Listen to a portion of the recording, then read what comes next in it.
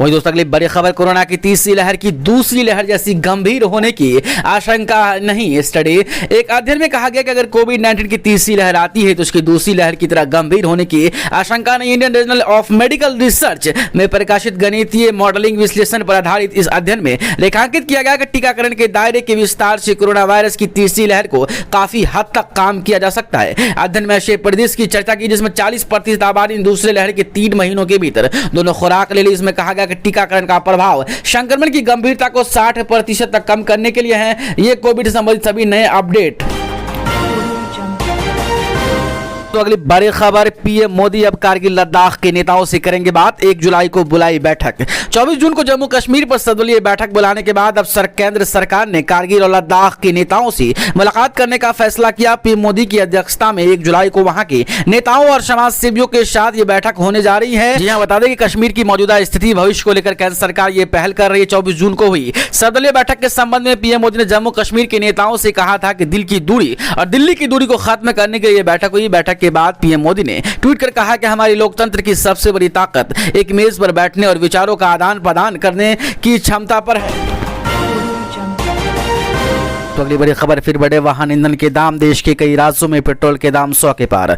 वाहन ईंधन कीमतों में शनिवार को हुई वृद्धि में तमिलनाडु में भी पेट्रोल के दाम 100 रुपये प्रति लीटर के पार निकल गया। पेट्रोलियम कंपनियों की मूल अधिसूचना अनुसार पेट्रोल और डीजल की कीमतों में 35 पैसे प्रति लीटर की बढ़ोतरी हाल के समय में वाहन ईंधन कीमतों में सबसे अधिक वृद्धि है। इस देश में पेट्रोल और डीजल की दाम ऐतिहासिक उच्च स्तर पर पहुंचा। वही तमिलनाडु एक और राज्य हो गया जहां पेट्रोल 100 रुपये प्रति लीटर के पार निकल गया। कितने हैं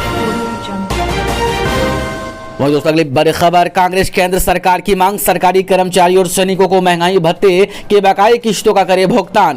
कांग्रेस ने शनिवार को कहा कि केंद्र को सरकारी कर्मचारियों और सैनिकों को उस महंगाई भत्ते के बकाये का 1 जुलाई से पूरा भुगतान करना चाहिए जिसे पिछले साल कोरोना संकट का हवाला देते हुए निलंबित किया गया था। पार्टी प्रवक्ता अभिषेक मनु सिंघवी ने कहा कि जिन 1.15 करोड़ लोगों की महंगाई भत्ते रोके गए थे उनमें 41 लाख सैनिक व पूर्व सैनिक है। संवाददाताओं से बात करते हुए सिंघवी ने कहा कि मोदी सरकार ने पिछले साल एक अजीब गरीब निलंबित महंगाई भत्ते को 1 जनवरी 2020 से निलंबित किया। 115 लाख लोगों के पेट पर लात मारी। इसमें सैनिक, सेवानिवृत्त सैनिक और कर्मचारी भी शामिल हैं।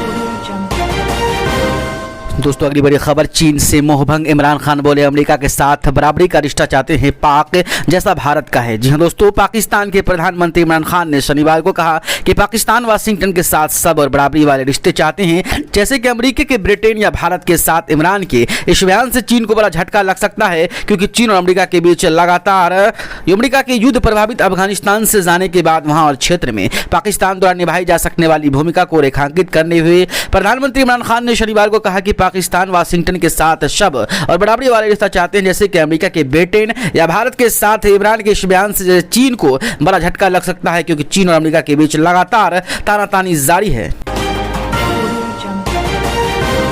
वहीं दोस्तों अगली बड़ी खबर, अरविंद केजरीवाल की भाजपा को राय, मिलकर ऐसी व्यवस्था बनाएं कि कोरोना की तीसरी लहर में ऑक्सीजन की कमी ना हो। जी हां दोस्तों, बिहार मुख्यमंत्री अरविंद केजरीवाल ने अपने ट्वीट में साफ किया कि कोविड की दूसरी लहर में ऑक्सीजन की कमी हुई। कहा कि दूसरी लहर में लोगों को ऑक्सीजन की भीषण कमी हुई। अब तीसरी लहर में ऐसा ना हो कि आपस में लड़ेंगे तो कोरोना जीत जाएगा, मिलकर लड़ेंगे तो देश जीतेगा। ऑक्सीजन ऑडिट को लेकर मचा राजनीतिक घमासान थमने का नाम नहीं ले रहा। भाजपा ने जहां दिल्ली के मुख्यमंत्री अरविंद केजरीवाल से ऑक्सीजन को लेकर हुई लापरवाही के लिए माफी मांगने की मांग की तो वहीं मुख्यमंत्री अरविंद केजरीवाल ने केंद्र की मोदी सरकार का बिना नाम लिए कहा कि ऑक्सीजन पर आपका झगड़ा खत्म हो गया है तो थोड़ा काम कर ले। आइए मिलकर ऐसी व्यवस्था बनाते हैं कि कोरोना की तीसरी वेव में किसी को ऑक्सीजन की कमी ना हो।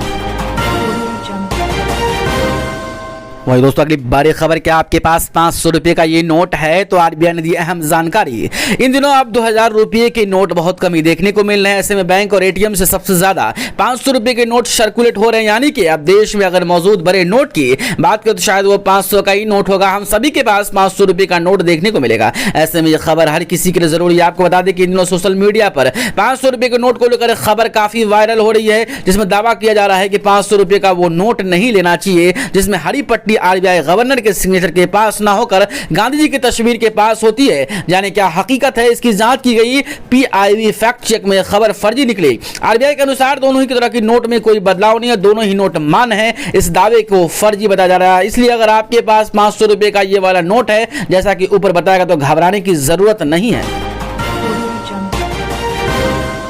वहीं दोस्तों अगली बड़ी खबर, राजस्थान में गर्मी से लोगों को मिलेगी राहत, बिहार में भारी बारिश वज्रपात का खतरा। झारखंड, यूपी और दिल्ली समेत जाने अपने राज्य का मौसम का हाल। जो दोस्तों राजस्थान में मानसून आने के बाद भी लोग गर्मी और उष्ण से परेशान थे। हालांकि 2 दिन से लगातार मौसम के बदलाव के बाद हालांकि बारिश से लोगों को गर्मी और उमस से राहत मिली। बारिश से रात के तापमान में गिरावट भी दर्ज हुआ। वहीं मौसम वैज्ञानिकों ने शनिवार को उत्तराखंड की राजधानी देहरादून समेत मैदानी क्षेत्रों में मौसम के बदले मिजाज के आंधी के साथ बिजली कड़कने और बूंदाबांदी की संभावना जताई। वहीं बिहार में भारी बारिश और वज्रपात का खतरा मंडल आपदा प्रबंधन विभाग ने कई जिलों में बारिश के साथ भारी वज्रपात को लेकर अलर्ट जारी किया।